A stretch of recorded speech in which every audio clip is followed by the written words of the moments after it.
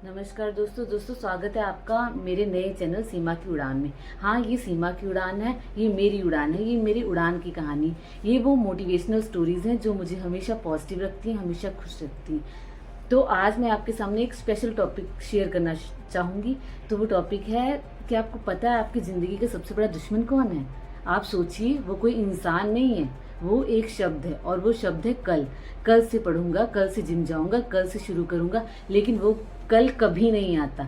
यही समझाने के लिए मैं आपके सामने एक स्टोरी पेश करने जा रही हूँ, जो एक मूर्तिकार की कहानी है। जो मूर्तिकार बहुत अच्छी मूर्तियाँ बनाता था, इतनी सुंदर मूर्तियाँ कि लगता था कि अब वो जीवित हो उठेंगी और वो बोल उठेंगी। जब राजा ने सुना कि हमारे शहर में एक ऐसा मूर्तिकार रहता है जो इतनी सुंदर मूर्तियाँ बनाता है कि ऐसा लगता है कि वो मूर्ति बोल ही उठेगी, तो उसको अपने राज्य में बुलाता है और उसको एक दुर्लभ ऐसा पत्थर लाके देता है जो बहुत जल्दी टूटता नहीं था और बहुत ही सुंदर था।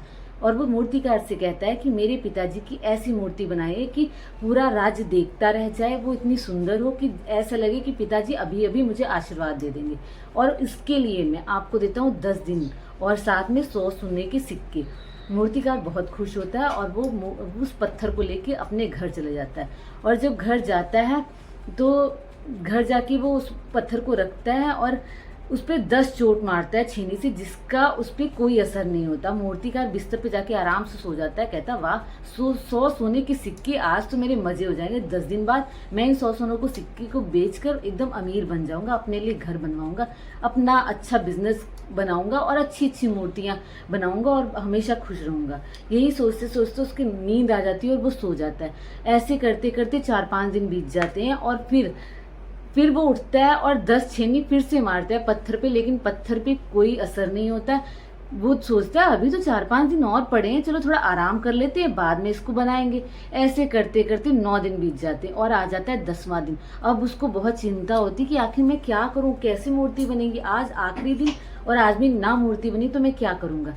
ये सोच के वो छेनी उठाता है और पत्थर पर 49 बार बहुत जोर जोर से मारता है, लेकिन पत्थर नहीं टूटता। वो एकदम परेशान हो जाता है, उसको लगता है अब ये मूर्ति नहीं बनने वाली।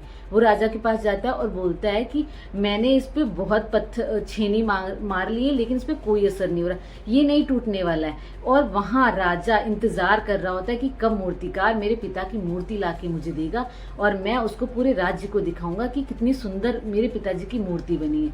जब राजा ये सुनता है तो उसकी आंखों से आंसू निकल जाते। वो कहता है कि लो, मैं अपने राज्य को क्या मुंह दिखाऊंगा, मैं तो उनसे बता के बैठा था कि मैं अपने पिताजी की मूर्ति दिखाऊंगा।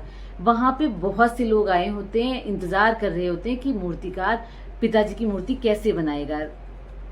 एक छोटा मोटा मूर्तिकार भी वहां आया था। वो हाथ उठा के कहता है कि राजा जी, इसने तो बहुत दिन कोशिश कर ली, क्या मैं एक कोशिश कर लूं? राजा जी ने उससे कहा क्यों नहीं, जहां इसने 10 दिन लिए तुम भी ले लो, आओ और अब शुरू हो जाओ। उसने जैसे ही एक छेनी उठाकर एक हथौड़ा मारा, वो तुरंत ही टूट गया और वो मूर्ति बनने के लिए तैयार हो गया।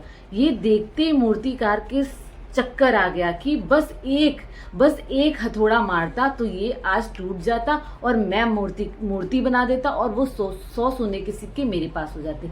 लेकिन बस मैं इतना काम कर चुका था, 49 हथौड़े मार चुका था, बस एक हथौड़े की देन थी। दोस्तों, हमारी ज़िंदगी में भी आलस बिल्कुल ऐसा ही करता है। हम किसी काम को शुरू करते हैं, चाहे वो पढ़ाई हो, चाहे जिम हो, चाहे नया बिजनेस, हम कोशिश करते हैं, पर जब तुरंत रिजल्ट नहीं आता तो हम उस काम को छोड़ देते कि कल कर लेंगे, कोई बात नहीं। हम उस महान मूर्तिकार की तरह 49 चोटें मार देते हैं, बस एक चोट की कमी रह जाती है और हम वहीं रुक जाते हैं। हम एक्सरसाइज शुरू करते हैं, लेकिन फिर देखते हैं यार पतले नहीं हो रहे, छोड़ो यार। हम डाइट शुरू करते हैं, लेकिन देखते हैं हमारे शरीर पे कोई असर नहीं हो रहा, चलो छोड़ो यार। हम ट्यूशन शुरू करते हैं कि इस बार क्लास में फर्स्ट आएंगे, लेकिन हम फर्स्ट नहीं आते, हम सेकंड या थर्ड आते, तो कहते छोड़ो यार। तो ये छोड़ना, ये बहुत कल, या हम कहते हैं कल करेंगे, ये कल बड़ा मुश्किल काम है। अगर हम ऑफिस जाते हैं, वहां पे देखते हैं थोड़ी सी फाइलें, हम सोचते 5 बजने वाला है, चलो कल करेंगे, और वो कल करते करते हमारे पास काम का ढेर हो जाता है। तो मैं बस यही कहूंगी कि इस कहानी से ये शिक्षा ले लो कि ये कल का शब्द छोड़कर काम तुरंत के तुरंत करो। अगर आपको मेरी स्टोरी पसंद आई तो प्लीज़ लाइक करें और शुरू करें अभी से काम करना और छोड़ें आलस को। और ये मत करिए कि ये काम करना है कल, अभी के अभी लाइक करें, अभी के अभी सब्सक्राइब करें। धन्यवाद। सीमा के रंग सीमा के संग। जय हिंद।